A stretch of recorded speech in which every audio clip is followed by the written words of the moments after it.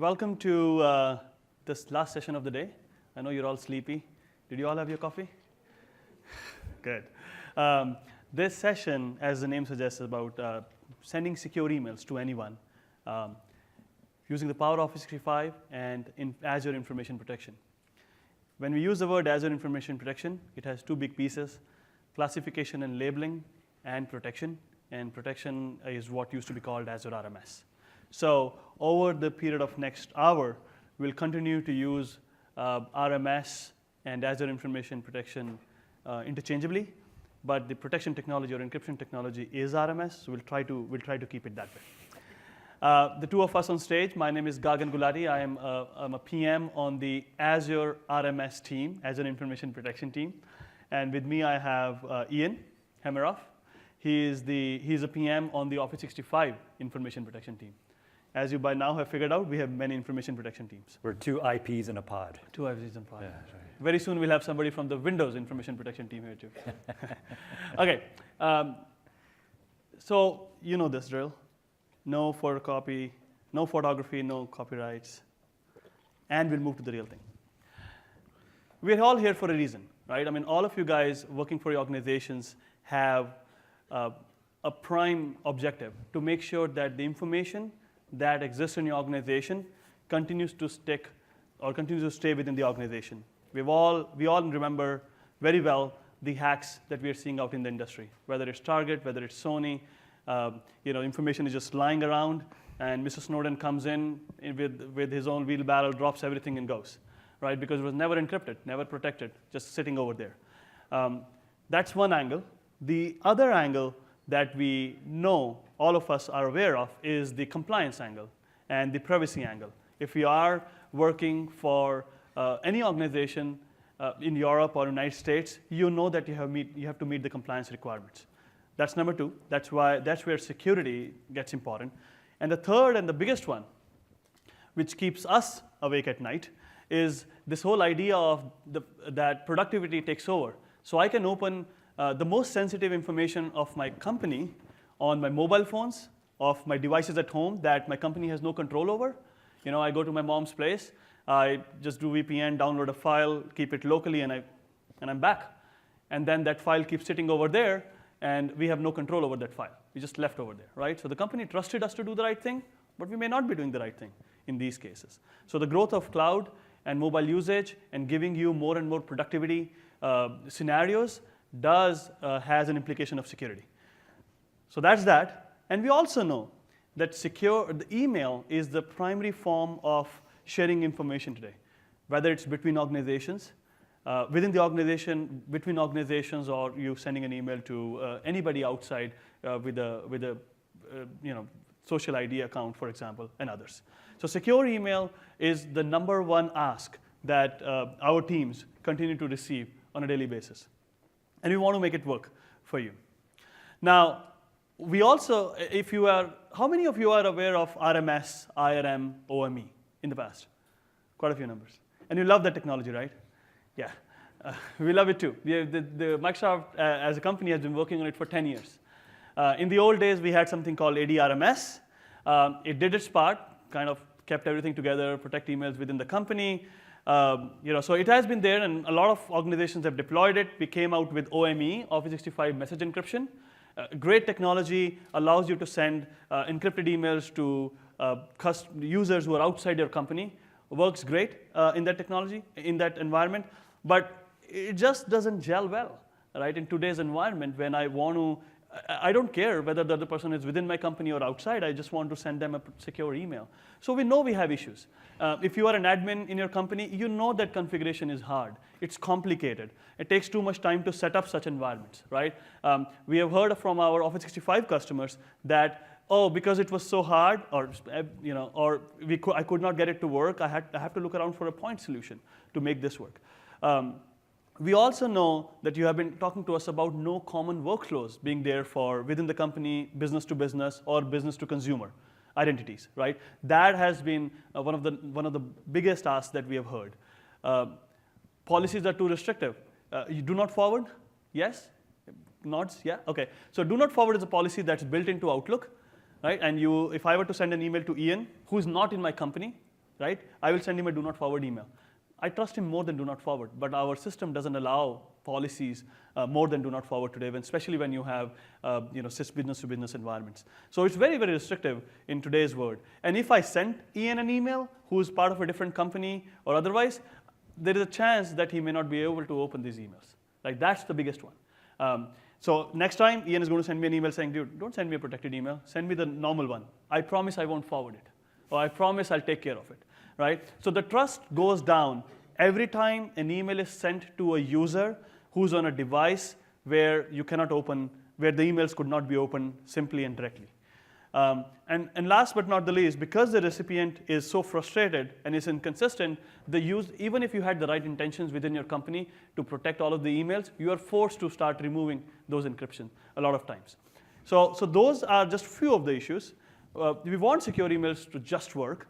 That's the need of the hour. And we're going to talk to you about what we're doing in this space to make it work.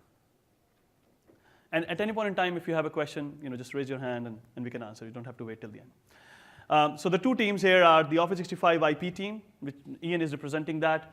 This is a team that does all of the security work in Office 365. And our team, we come together to offer you this solution, says that if I send an email, a simple email to a user, a secure email to a user, it will just work whether the user is within the company, is outside the company, another Office 365 user, or is using on-prem infrastructure, or is on Gmail, or is in Microsoft account. It doesn't matter who the other user is. Security, email productivity continues to be where it is, and security just adds up on top of it. That's the value prop we offer to you, and that's what we're going to show you in the next 68 minutes. So let's first talk about email security within the organizations, right? When we have a talk with our customers who come in, they say, you know what, I can figure out B2B as the time goes, and we can do B2C as well. But let's first talk about making sure that my data, my confidential information, continues to stay protected within my own company, right? That's basically what kills a lot of our security enthusiasts. And what are we doing to achieve this? Number one is, if you have ever tried to enable Exchange and RMS today, it's pretty hard. It's not as easy as go click a button. Well, we talk about it as just clicking a button. You go to Security and Compliance Center. It's a familiar page, right? You go to Settings, you go to Apps, you click on Microsoft Rights Management. Cool. And then you go to this new page where you click on Activate, and then you go set up your templates. And then, well, that was not enough. Then you have to read TechNet documentation. And then you deploy PowerShell. And then you say, I want to create a new session to connect to Exchange Online. You create your session, run through, I'm not even going to the details, but run through various PowerShell commandlets, and finally say, I want to set IRM, right? And if you're that smart and you can do that, that's fantastic. But we've heard from our customers that, look, I'm a UI guy, right? I expect this to just work. Don't give me PowerShell. And to do all of this work. If you like PowerShell, you're still welcome to use it. But in the new world, we are going to keep it always on. If you have Office 365, IRM or RMS or rights management and OME, they're all going to be enabled for you by default. No more clicking buttons to activate. No more going to PowerShell commandlets. You create a tenant, you're good to go, right? So So productivity kicks in, and security is already enabled for you. Like that's the value prop we want to give you. So that's the first big one. That's the first big piece of work that both our teams are doing, is giving you security in emails and in documents. It's always going to be there if you're an Office 365 customer. So what do you think? Good or bad? All right. Okay, good. All right. Or do you want us to go back and just make it all PowerShell? I'd like to ask the cloud, because he's actually sitting 3 rows in the front here. That's the answer we wanted to hear. Thank you. So bring your own key. Raise your hands on how many of you understand this concept of bring your own key? Okay, good. That's actually a big number. I didn't expect this big a number. If you have heard of Azure RMS, and you read through the first page of Azure RMS documentation, then you hear about this concept of bring your own key, right? I'm going to take a minute to explain what bring your own key means. And if you feel that's what your organization wants, that's fantastic. If you feel that's not what your organization wants, then just skip over it. Forget that I ever talked about it.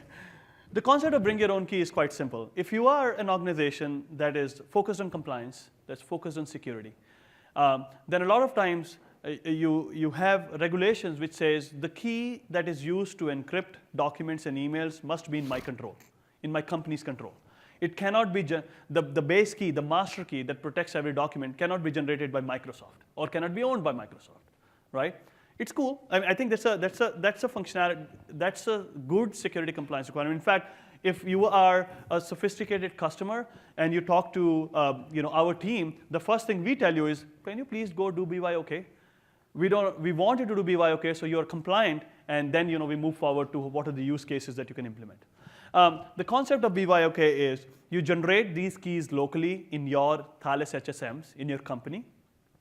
Then you take these keys and securely transfer them into the Microsoft HSMs, into the Microsoft Security World, using Thales' software, not ours, right? And these keys are now in the service called Azure Key Vault that also spun off out of our team. The keys are sitting over there in Azure Key Vault. We don't know about them. And when you are ready to use Azure Rights Management, BYOK, you tell us or you point us to those keys and say, hey, whenever you have to encrypt a document, go use that key. That key is sitting in an HSM. It's in your control. We don't own it. Like, we don't even know about it till you give us a reference. That's what BYOK is. And if you feel like something's going wrong ever, you have the ability to not give us the key. Take away the reference, and that's it, you're done, right? So that's what the power of BYOK gives you, where we give you the ability to bring your own encryption keys to encrypt your own documents, right? And we are just a service that's using your keys to encrypt documents that you tell us to protect or emails that you tell us to protect. So this has been in use now for 4 years. It's been out in the market for 4 years.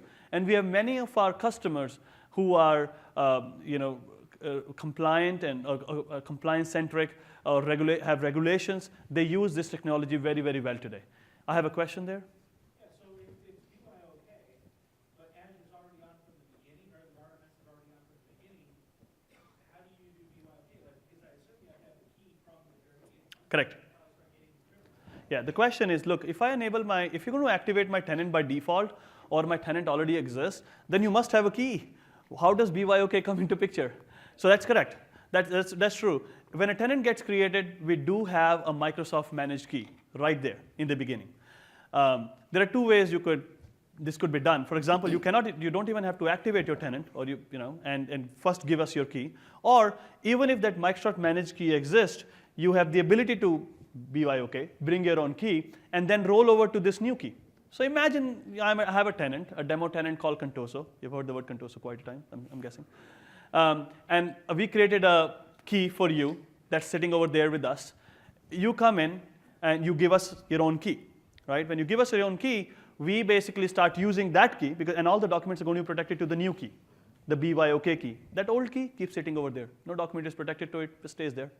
And the goal is that in case you took away your, I can go through the details, but you get the idea, right? You always have the capability to do key rollover as many times as you like and keep moving the keys forward.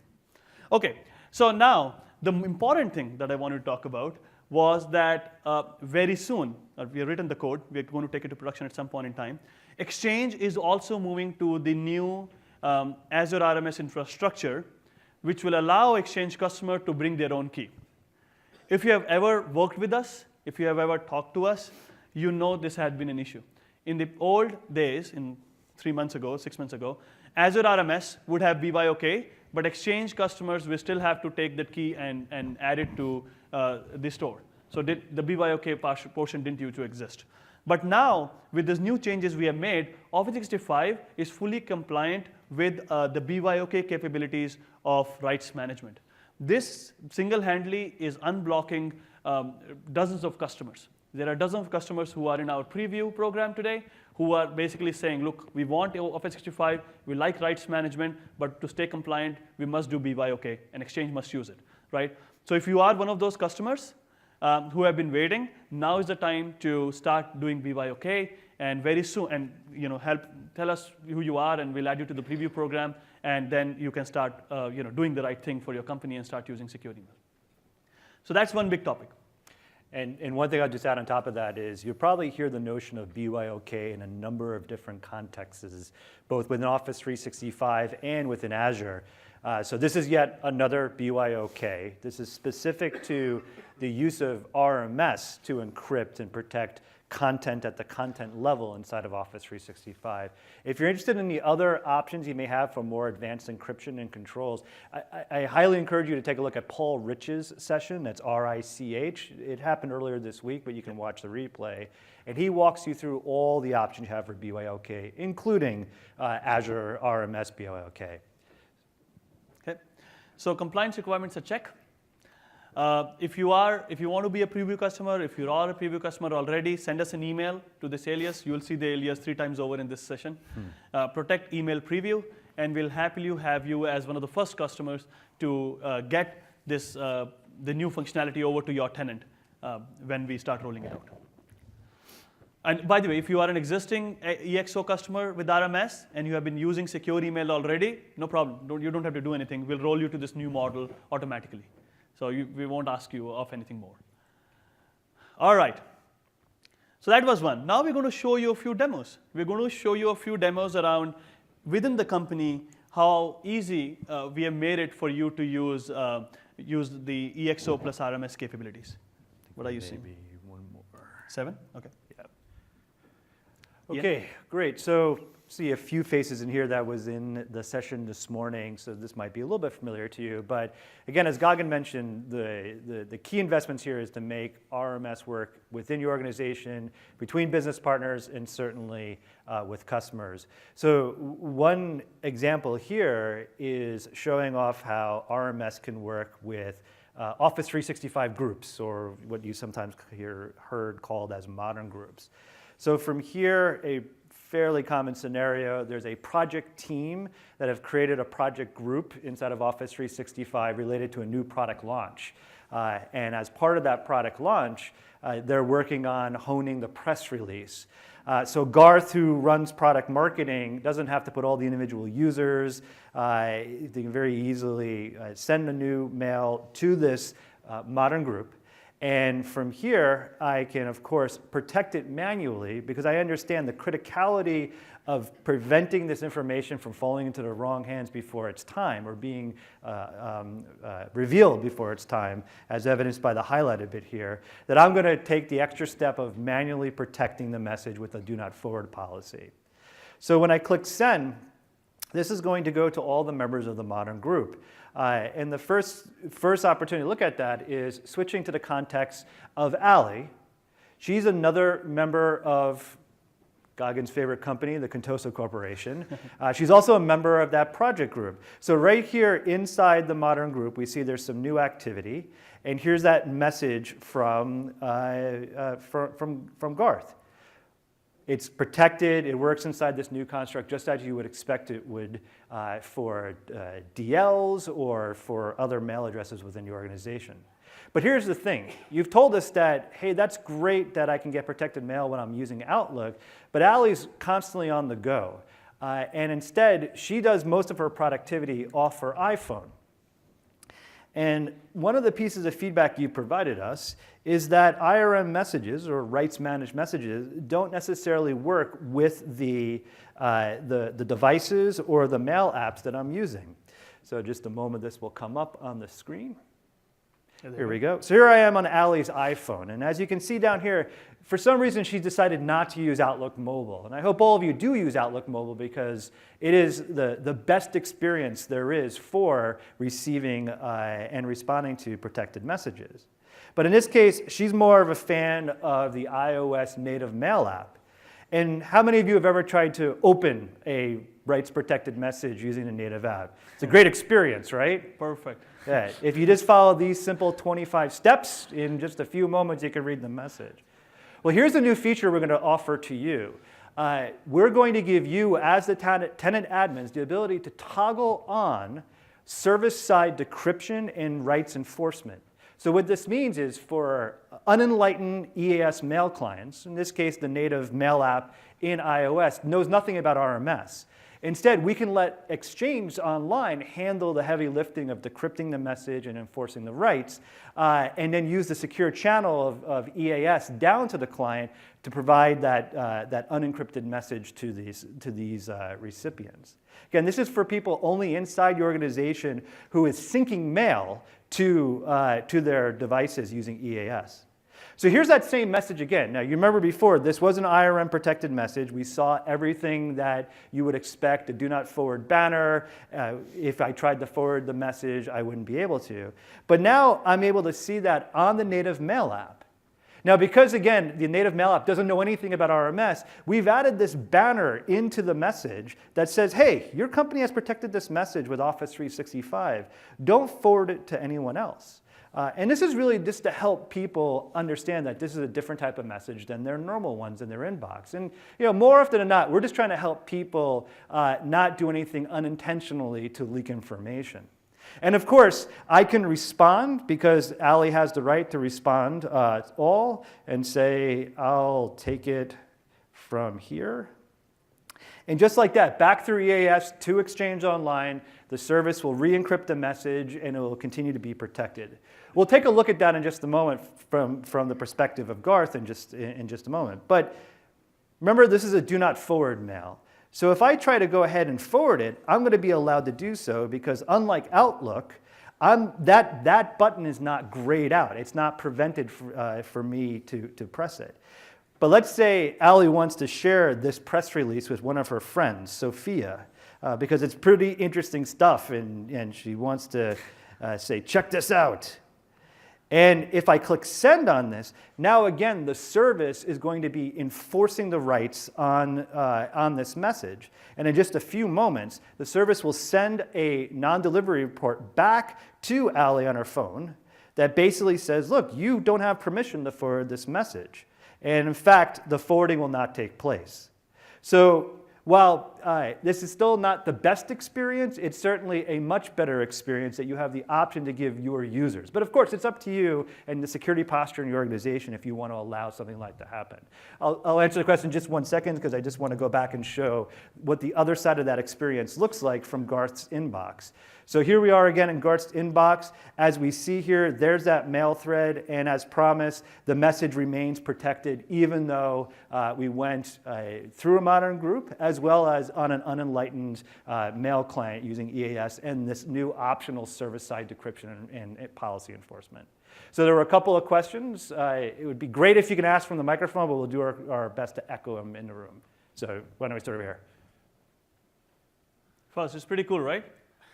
Okay, good. What happens if an unenlightened mail client uses another SMTP service to forward it? It's a great question. So the question is, hey, it's not too difficult to add more than one email address or email account in there.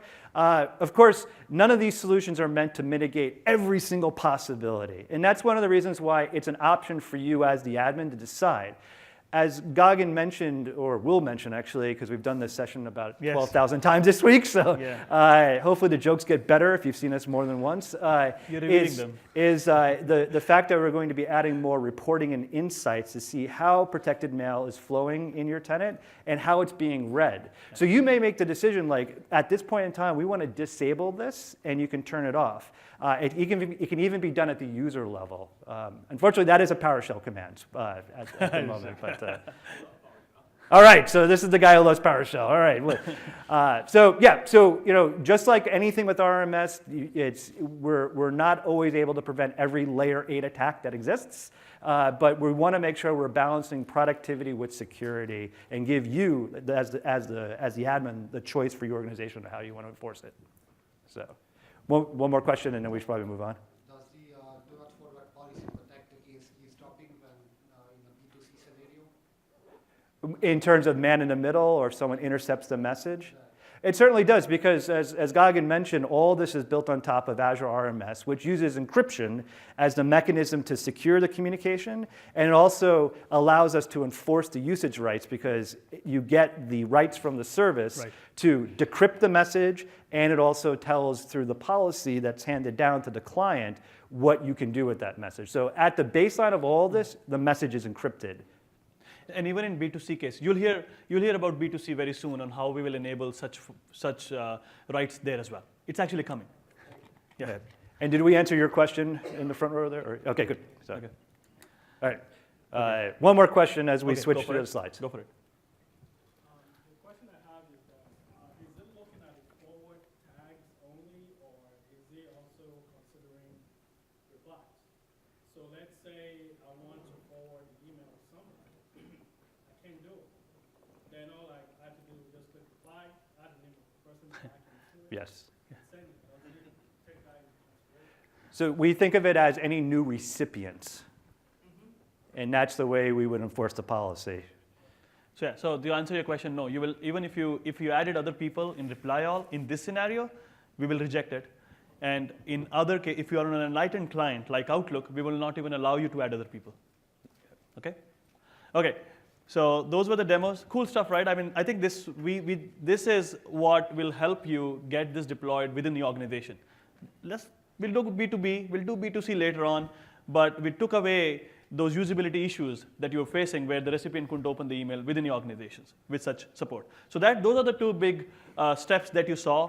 One, we enable modern groups to work with the new rights management work that we have done. Like it always used to work with security groups and with DL. So we added modern groups there because they're modern, right? I mean, we're moving to the modern infrastructure.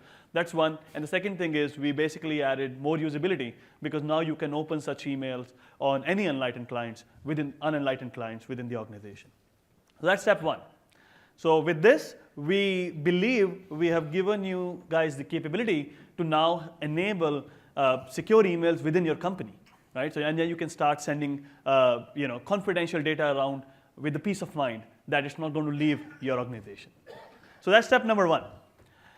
Good, but the bang for the buck starts when we talk about secure emails within organizations. We teams or two companies participating in a joint venture or partnerships happening for a new product or a project, very common, right? And so while ADRMS in the old days was good for its day, you could not just make two companies work together. We had always seen this. It was almost impossible to have federation between the companies. Azure RMS came around, or Azure IP as we say now, it came around and we made federation work. Great, that worked for documents all this while. So I could take a document and send it to Ian at Contoso, another company, and he was able to open the document. But emails never worked, and that's where the real value is. And now the work we are doing together will help you enable that. So very soon, RMS emails between Office 365 tenants will just work.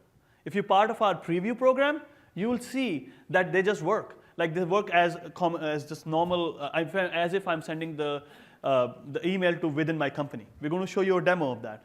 And again, Outlook continues to be our premier email client. If you're an Office 365 user, we are hoping that you use Outlook, whether you are on Windows, on mobile, on web, or on Mac. The B2B interactions will just work. We are empowering Outlook. We're adding our technology in there to make this scenario work seamlessly.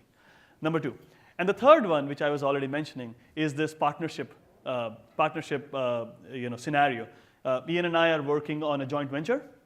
I have to send an email over to him with an attachment. I want to basically get your views. Look, I trust him, right? But however, so I send him an email, but the only option that exists today happens to be do not forward, right? The moment I send a do not forward email to him, which is to have communication between the two companies, it tells him that I don't trust him, like. So Which is true, though. You actually don't trust me. I don't trust you, I know. Right, but this is, imagine, this is a scenario. Bring your imagination. Okay, fair enough. So I want to let him forward this emails to other people in this org or add other recipients from his organization into the email, right? This is a joint venture. We want it to work. But today we don't allow that. And that's what we're going to change. So just to give you an idea, if not used Outlook and RMS together in the past, Today we have this policy called do not forward. By the way, the templates showing over there, other policies are all Microsoft policies. We see them all the time. So you have do not forward that you can use, but you cannot use any of the other policies because they are meant for Microsoft. So your joint venture discussion will not happen. The only way is to do not forward. We are changing that. We are adding a big number of policies to help you do better business-to-business collaboration. This is the first one. The first one is, we'll figure out a final name, but the idea is recipients only and allow the sharing and let them share it with others as well. So the idea is allow only authorized recipient to open this email. This is an RMS protected email. It's encrypted. It has a set of rights. Right? So if I send an email over to Ian, for sure, only he can open it. No man-in-the-middle attack will happen. It's encrypted to only him. He has to have the right identity. So he opens the email. Cool, we get that. But unlike do not forward, we allow him to add other people to this email. We allow him to forward the email to other people. He's in my trust zone. I will let him expand the trust zone. Sure, I trust him enough. Cool now? Fair enough. Okay. Yes. But I still have control over the email. And if you know more about how Azure IP or Azure RMS work, you know that we have the capability now to track such documents and emails. Right? You know we have the ability to revoke these emails or documents at any point in time. So if I send him an email, so let's continue the scenario, bring your imagination. I send you an email. I allow you to forward the email around. You added Adam and Shai to the email. Cool, right? So I trust you enough. You expanded our trust zone. That seems to be working. And then one of these guys forwarded the email to somebody else. I actually don't know who that other person is. He's outside of our partnership. Because I have the ability to track these emails, I know who else or tried to open the email or was able to open the email. So I don't trust you guys anymore. The trust was closed. And then I have the ability literally to revoke that email. That's where we will take this scenario. It's not there yet. We're starting it. But because we are adding these policies, we will actually allow secure collaboration to work right while continuing for you to be productive in the job you're doing. So at some point in time, secure emails with these kind of policies, the first one in the list, will be as good as sending somebody a normal email, right? But with all the capabilities of encryption, authorization, tracking, and revocation done right for these emails as well. Because we already figured the usability part, right? So that was taken care of in the last discussion we had. That's where we are heading. And that's the first policy that allows you to go there. So that's number one. We're adding more flexible policies. If you have used rights management or exchange with rights management in the past, you have been asking for this. This is something you've always been clamoring for. One is this ability that we call as star at company or everyone at company, right? Which is I want to create a policy where everybody at my company and everybody at your company should be able to work together. I can protect a document and I can send it over to you. Please forward it to other people in your team. It doesn't have to be over email. It could be over OneDrive. It could be over SharePoint. It could be over any other USB mechanism. But everyone at your company has the ability to open the document or the emails I've sent you, right? That's policy number 2. And we will allow you to create such policies now very soon with rights management, and Exchange will just be able to use it. So that's policy number 2. The policy number 3 is this policy. We're calling it everyone. Internally, we call it star at star. So imagine a world where, this is a great example that one of our customers, Bentley, was talking to us about, which is, hey, we're building a bridge somewhere in California, and I have 10 different companies participating. That'll happen. And I don't want to remember the names of each one of them.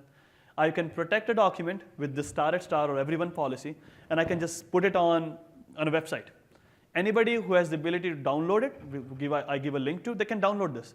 It's protected, it's encrypted, and it is meant for authorized users. Anybody who can bring me a verified email address, whether it's an Office 365 email address or otherwise, we'll talk about that, can open this email or this document. Cool. The good news is, so that covered the usability part. Nobody will get a message which says, hey, you're not allowed. But the good news is, such a policy allows you to now track and revoke your document.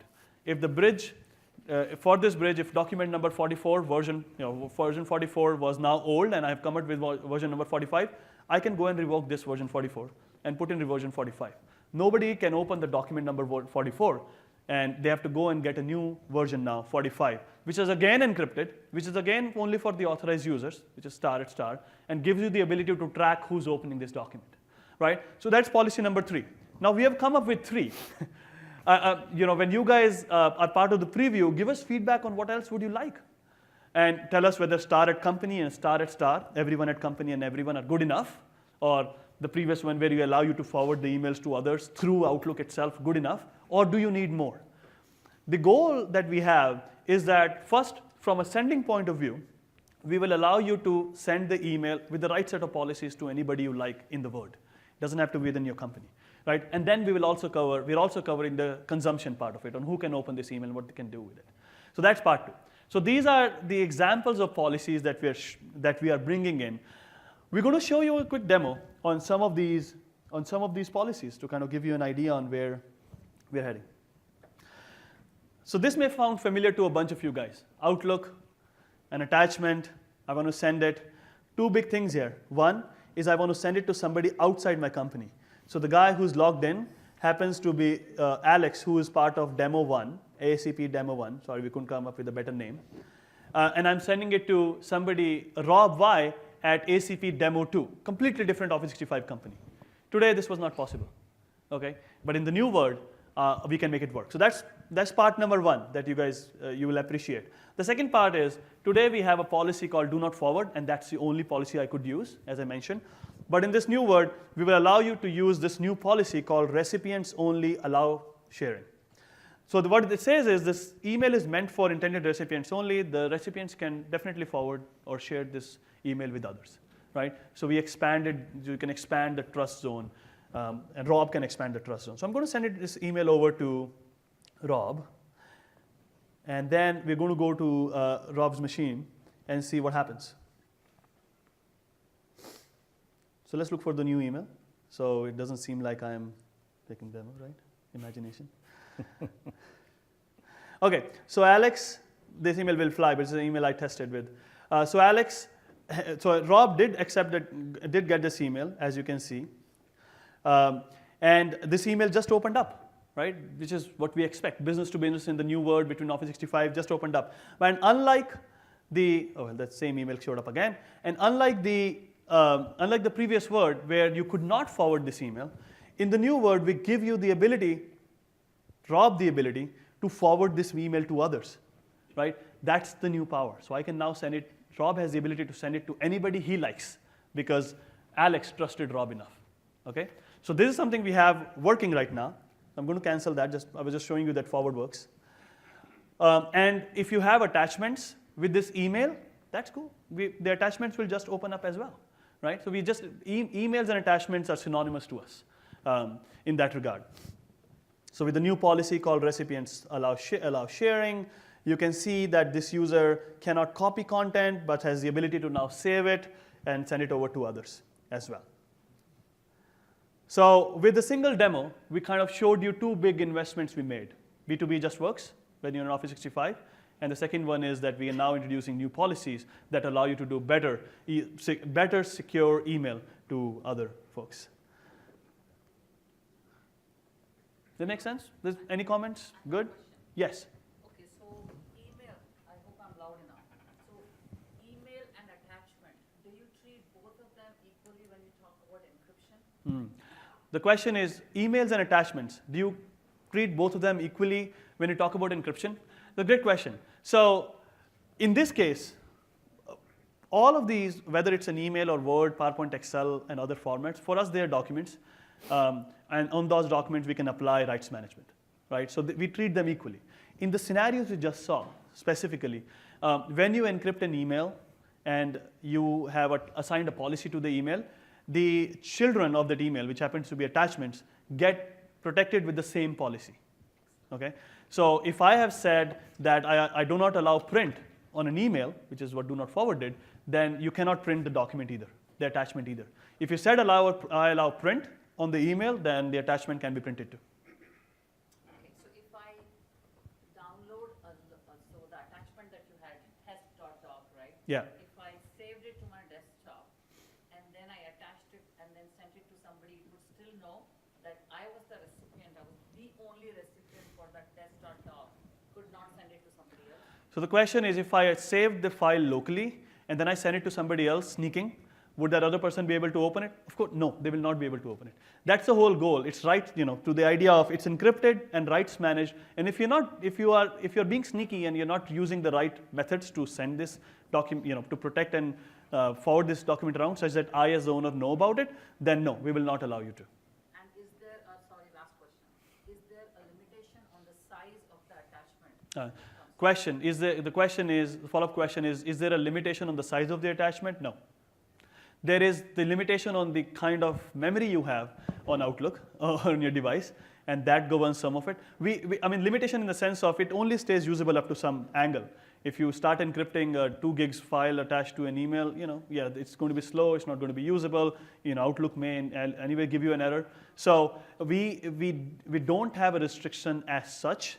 We only have tested and supported up to a particular size of the email and a particular size of the attachment. So I think I would adjust the statement a little bit. It's probably more likely the limitations on your mailbox ability to send large attachment size is more likely the barrier than the actual file size itself. Yeah.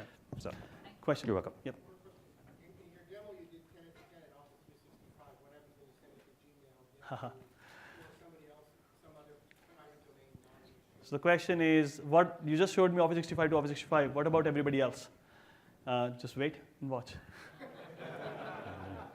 Yes, sir. What file types are supported with RMS? So the question is, what file types are supported with this scenario that you just saw? So two different ways to answer it. What file types are supported with this scenario you saw? Right now, it's Word, PowerPoint, Excel. What file types do we support with RMS, and where do we want to take this whole scenario to every file type? We will talk about it as we go further. But this scenario was all about email and Word, PowerPoint, Excel. Yes, sir. Currently, with SharePoint IRM integration, you can allow a user to download the protected file from Printful. If the user downloads a file with that setting enabled and then emails it with different settings, will the email settings override the document settings that are already there? So the question, great question. If I have an already protected document and I attach it to an email, what happens? And I put a policy. Today, I can tell you what happens today. And we'll take your feedback, and we can obviously evolve it. Today, if the document is already protected and you attach it to an email which has a different policy, the new policy attached on the email does not affect the policy on the document. Okay? I'll just leave it at that. There are many complications in this scenario, but that's what the current state is. Okay? Good. Any other question? Yes, sir.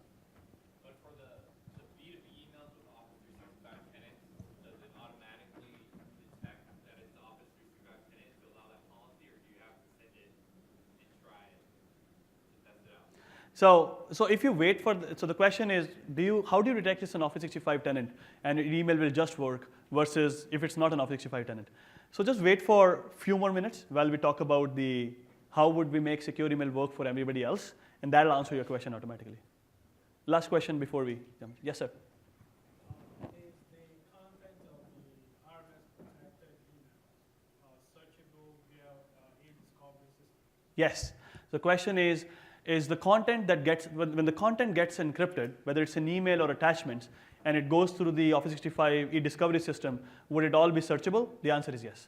The answer is yes, because your exchange online tenant that you're using acts as a super user, or as a user who has all the abilities, and it has the ability to now decrypt the files at any point in time you want. So I think there's a fundamental point that I want to make. When you use rights management in your organization, we have users and we have super users. Users are normal users who need rights to a document, to open the document. Super users are services or users who you have given special privilege that they can decrypt any document for purposes. Whether it's your legal team, who will definitely want it, auditors may want to decrypt any document, or an exchange online service who can also act as a super user.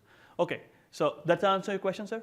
Okay. And let me just add one comment Yes. on that. So if you're not using the Office 365 e-discovery capabilities, and you're using a journal mailbox and you're putting mails in there, you do have the option to toggle on what we call journal decryption, where we include both the original message as is, and you can have a decrypted copy sitting side by side. So in case your technology may be doing a search on a particular mailbox of that kind. There's a few different ways to attack that problem. Okay, very good. Thanks, Ian. Apply that on the external. If you your internal recipient is an external recipient. So I'm sorry, the question is, If your journal recipient, if you journal into a third party email compliance like that, for example, uh-huh. Outside of Office 365, then Yeah. How would you I can answer. those messages sent? Yeah. So again, if you enable journal decryption, which happens on the service side, when the mail is sent to the journal mailbox, which may be in Office 365 or another SMTP target, that's when you can also add that additional decrypted copy of it too. Send two messages, one encrypted, one decrypted. Yeah, I mean, there are limitations to what we can do, and I'm not sure if we have an API which partners build upon. They do. But Actually, there are a few. There are some that So, build upon it. so the idea is that if you have a third-party discovery system, let's assume for a minute, or you have cases that were just described, then in those cases we do have our RMS SDK that you can use to that partners use today. Many of them use today to decrypt, journal them, decrypt the emails, journal them, do a discovery on those emails, and you can do it outside of Office 365 as well. We'd love for you to use everything Exchange Online offers, but for customers where it doesn't fit the needs or been using an older system or another system, yes, you have all the capabilities to do everything that Exchange Online can do with such RMS protected emails. So that exists today. If your e-discovery solution or DLP solution doesn't allow that, then I think it's a good conversation that we can have later to figure out what are you using. And it's a matter of using our SDK that Exchange uses today to be able to journal and index and decrypt such emails. Hopefully that answers the question. Okay, so this has been the question that the gentleman asked and everybody else has been asking. Okay, whatever you have shown so far sounds okay because this was all between Office 365, right? So you can take care of that. What happens when such an email is sent to somebody outside of Office 365, right? So what we're going to do today is instead of talking about how we're going to solve it, we're going to show you a few demos, and then we'll come back to how we did this work. Okay? So we're going to show you a few demos and show you how this scenario works. So let's go back to 8. Okay? And again, I am a user working in a company which is Office 365 tenant, and I'm testing this scenario out with Gmail users. Okay? Now, we could have tested this scenario with an on-prem user as well, like who's not on Office 365. What works with Gmail, as we show it to you, will also work with every other IDP provider as well, one way or the other. And we're going to show you how this works. So in this case, Alex wants to send an email to 2 Gmail users, Gagan, Ignite, I just created one, and Sophia at Contoso. You love Contoso, right? So I'm going to go over here, and I'm going to say do not forward to these people. If I can say do not forward, I can also send them this email to them with other policies too. So I'm literally, just like I would have sent an email to somebody in my company or somebody who has a business account, I will send this email to these Gmail accounts as well. So I did that. Nothing changed for me. My experience didn't change. I did not have to go to a new website. If you've ever used a bank, all of us have used banks, you have to literally go somewhere to a new website, sign in, and then reply or create a new encrypted email or send to encrypted email. Healthcare do the same thing, right? So we're taking all of that away here. We're basically saying, look, if you're a healthcare company or a financial company or a bank, just use your normal Outlook as you were using and just send encrypted emails to whosoever you have to in the same way as you would send unencrypted emails. And this scenario will just work. Right? That's the promise of usability that we're bringing to the table. Right? No more point solutions needed. You can just use the power of Outlook and Office 365 and Azure IP to simplify the interactions you have with your users and your customers. So I sent this email out. And now I'm going to go to another VM. So in this VM, I have this person called gaganignite@gmail.com. This guy is using Gmail, but he loves Outlook. What I'm showing you with Outlook on Windows, trust us or be part of the preview, it works on Outlook on mobile as well. Okay, we're just simplifying the demos here more than anything. So here, I am this user at Gmail, and I have synced my mailbox with Outlook. Okay? In the old world, this would have never worked. You would have received an RPMSG attached, right? But in this new world, I just double-click on the email. It's configuring who I am, and that's it. The email just opened up. No more RPMSGs, no more clicking on a link, going somewhere to a website to open this. If you're using Outlook for your Gmail accounts, your Microsoft accounts, we will make the scenario just work. But what happens if I'm not using Outlook? Oh, come on. You're taking your imagination too far. No, you have to use Outlook. Wait, what if we don't use Outlook? Okay, let's try that out too. All right.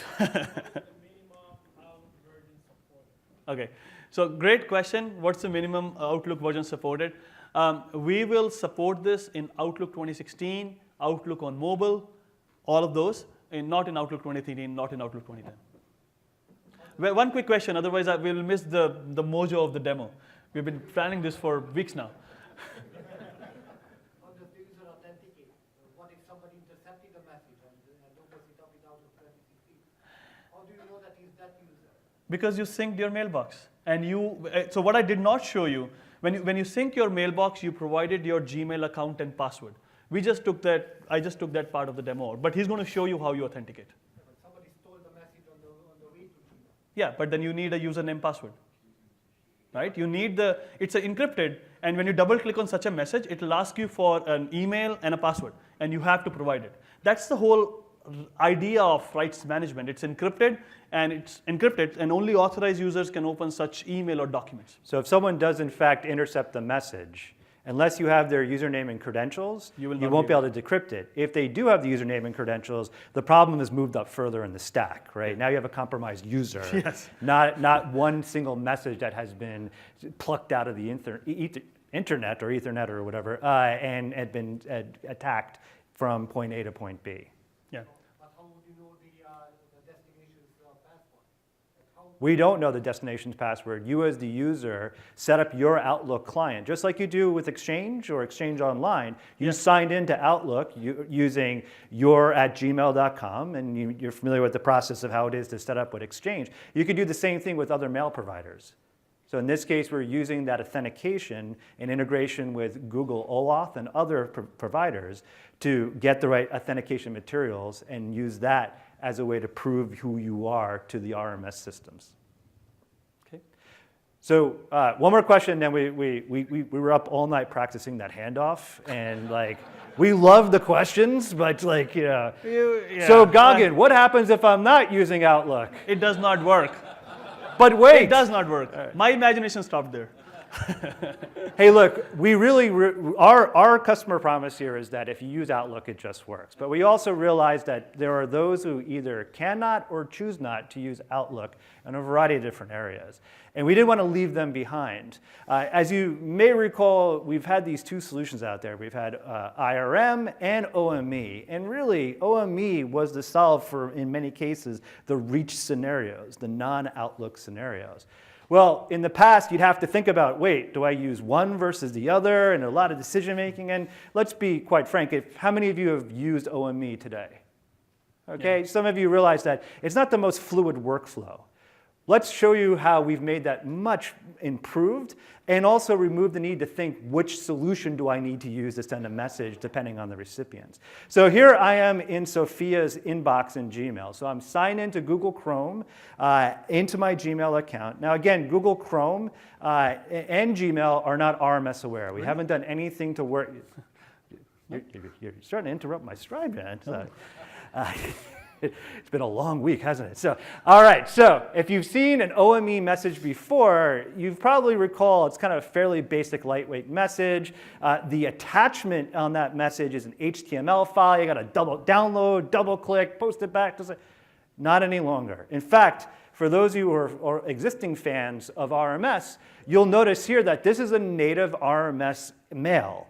But because Google and Google Chrome does not know how to render it, you get this much improved, or at least we believe it's a much improved, we look forward to your feedback, unenlightened experience. Now here's the really cool thing here. I don't have to go download a client and do all that step if I don't need to. Instead, we're now introducing this new temporary web view link. And the whole goal here is with as few steps as possible, allow this user in Gmail.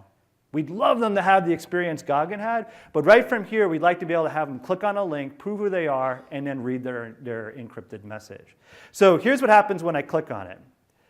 Again, because we're doing this work to federate with the major identity providers out there, in this case, we're talking about Gmail or the Google identity, and we know this message was sent to my Google account, we say, hey, would you like to sign in using your Google account to read this protected message?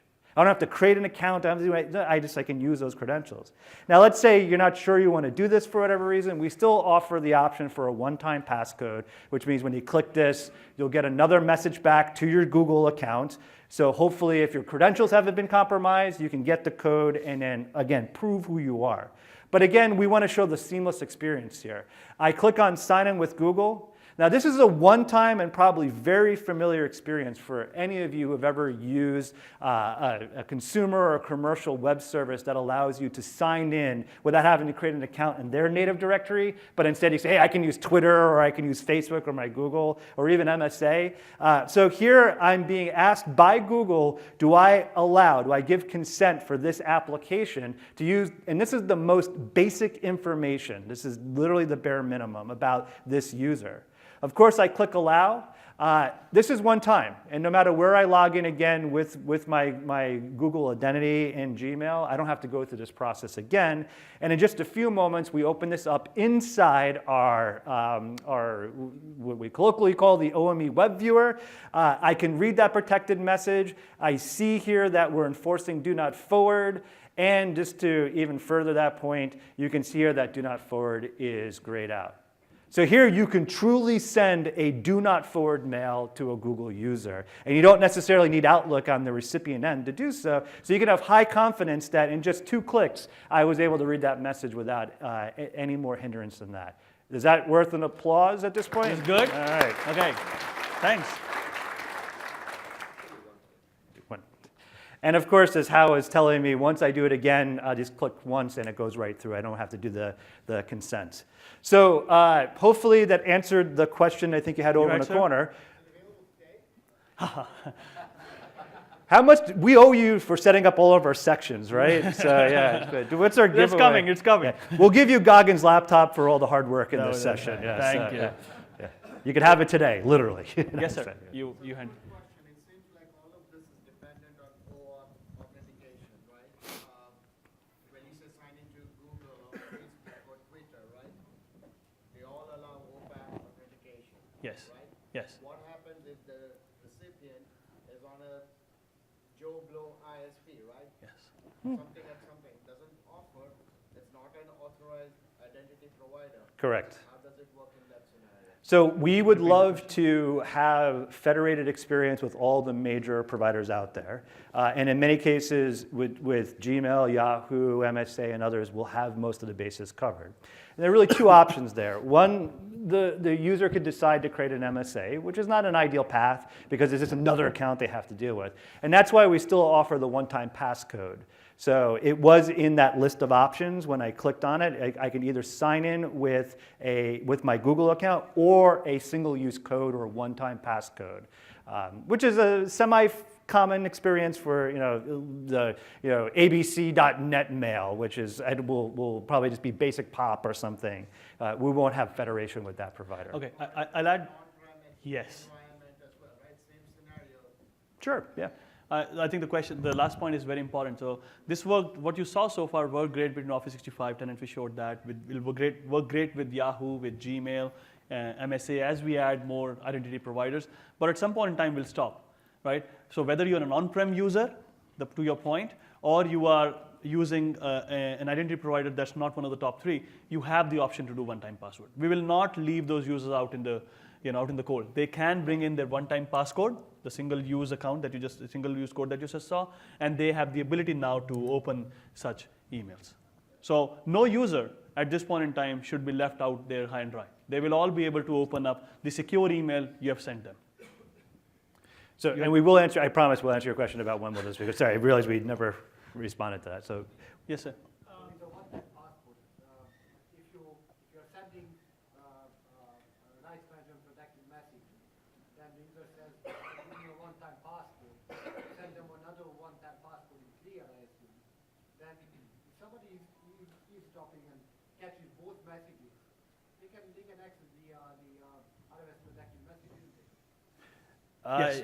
I mean, Yes. there's The always answer going. is yes. Security isn't 100%. It's always about the level of risk you can mitigate. So I'm sure there are some ways even more sophisticated than that might be in play. But in the vast majority of cases, this is meant to put the right safeguards in and help people do the right things. Yeah, there is a reason why one-time passcode in the industry is not the most safe, is the safest, right? We all understand it. We're doing the best. This is the best way to get you the right usability, to make sure your recipients have the ability to open. We hope that your recipients have a major consumer ID account they're using, or you can guide your recipients to use Microsoft account, like create a Microsoft account, to have the ability to open this. So now the email account and the password continues to be held by the user. And if you still want them to be even more usable and you want to allow one-time passcode, I think that's cool. I think that's a great feedback for us as we go back and go to the spectrum of security and usability to see if one-time passcode should even exist. Or should we force people to use Microsoft account, or should we give you as admins the capability to say, hey, do you want to offer one-time passcode or not? Right? So these are, I think, the questions you're asking us are fantastic. It'll help us. I'm sure you guys probably heard this or probably thinking about this or not. What about customization on the link expiration, even the branding of the Yeah, that's all work that will allow for you to do. So for example, do you mind switching back? Yeah, I'll switch back. Yes. So some of the things that we're thinking about is 7? 7, I believe, Okay. yep. Okay. For example, here you just see the Microsoft logo. That would be something customizable. A lot of similar elements that you see in OME today, we are looking to bring forward in here too, including in the portal itself, like having that logo show up to be your customized logo. And again, as we've said, as you participate in the preview program, let us know, especially the usability of this mail, because we're always sensitive that we don't want someone to think of this as a phishing attack or something that's not legitimate. So we want to put as many telltale signs in there that this is a trustworthy message and they should be able to have with high confidence it working. Again, not to pitch Outlook too much, but if your recipients are using Outlook, all that would be abstracted. They would just have to make sure they're signed in and it just works. So, A couple more questions you were asking. Yes, yes sir. Yeah, so what's the user experience for those usable organizations who are still using a legacy Outlook client, Outlook 2013 or Outlook 2010? Great question. What's the experience for the question? I'm going to repeat your question. What about the experience for customers who are using Outlook 2010 or Outlook 2013? The experience for them is going to be the experience that Ian showed you. What works for Gmail will also work for people who are still on Outlook 2010 or earlier versions of Outlook 2013.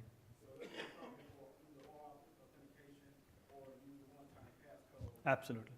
Yeah, they'll have to use the OAuth or one-time passcode to open this.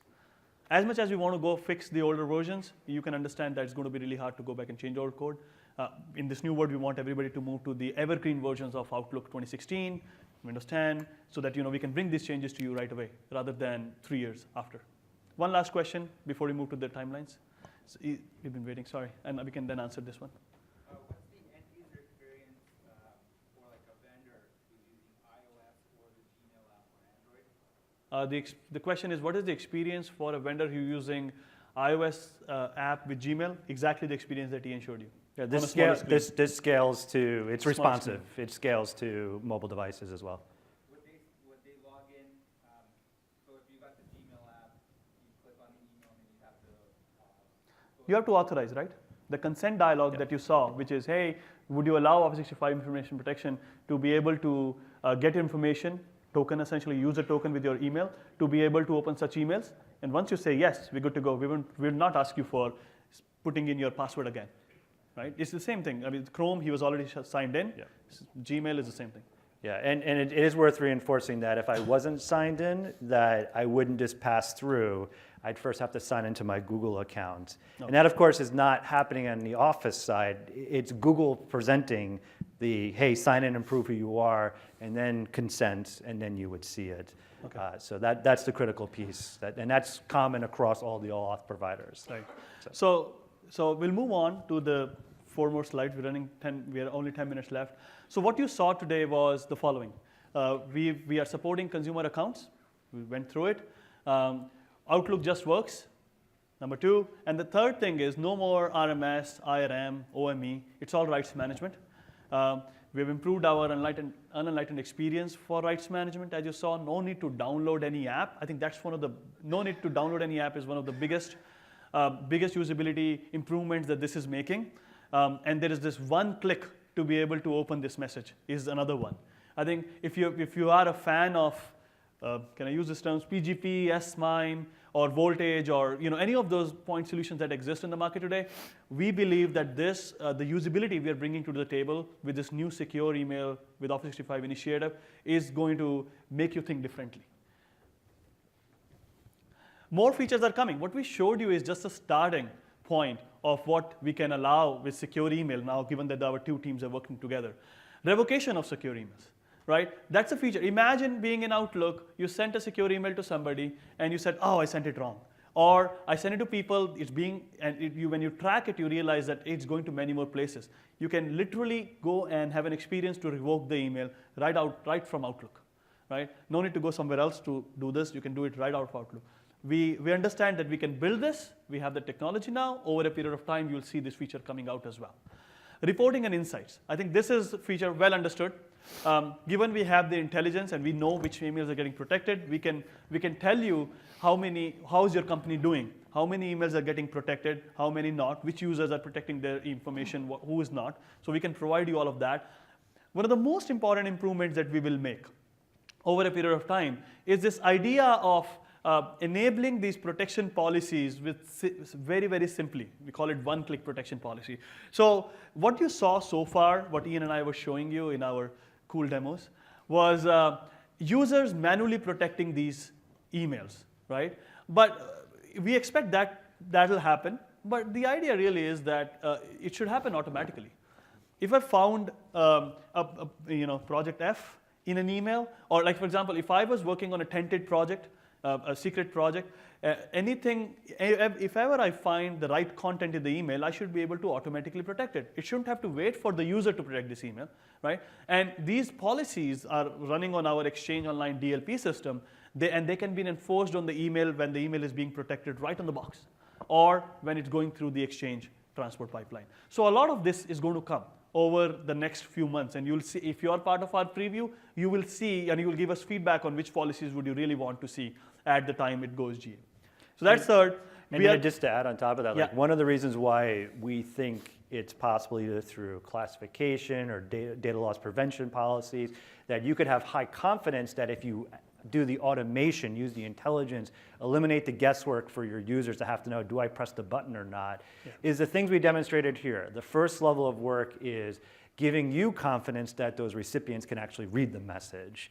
And until we kind of earn your credit on that, we're working on this as the follow-up on that. So we absolutely stress test this during the preview to see that it works in all scenarios and where all your users are, because we'd very quickly like to be able to make recommendations to you and your tenant, and you may have seen some of this in the new Security and Compliance Center demos throughout this week. We'll go down to the show floor, you can see a little bit more of that, where you say, hey, we see a lot of sensitive information. We see a lot of credit cards flowing through your mail. Would you like to check one box and automatically start protecting those messages and take that burden off your users from having to do it for you? It helps keep you safe, it helps protect the user's productivity, and ensures that the recipients are still able to read those messages without compromising productivity in the process. Yeah. Very cool. So the next one is supporting more consumer IDPs. Yahoo is on our list, and if you are part of our preview, I'm selling it enough. If you are part of our preview, you'll have the capability to tell us which other IDP would you want to see we are supporting for federated auth. Last but not the least, more file type support. Today, the question was asked very correctly. You support email, Word, PowerPoint, Excel. What about others? What about PDFs? What about various CAD files? Given that we are on this new modern infrastructure where rights management already supports a bunch of these scenarios, we are just going to add more and more file types. And when you give us feedback, we will be able to rate which one do you want first and then which one later. Okay, so those are the features that you'll see coming. As part of our timelines, very soon, Q4 is starting next week. Very soon, in a few weeks to a month, we will announce the preview of this functionality.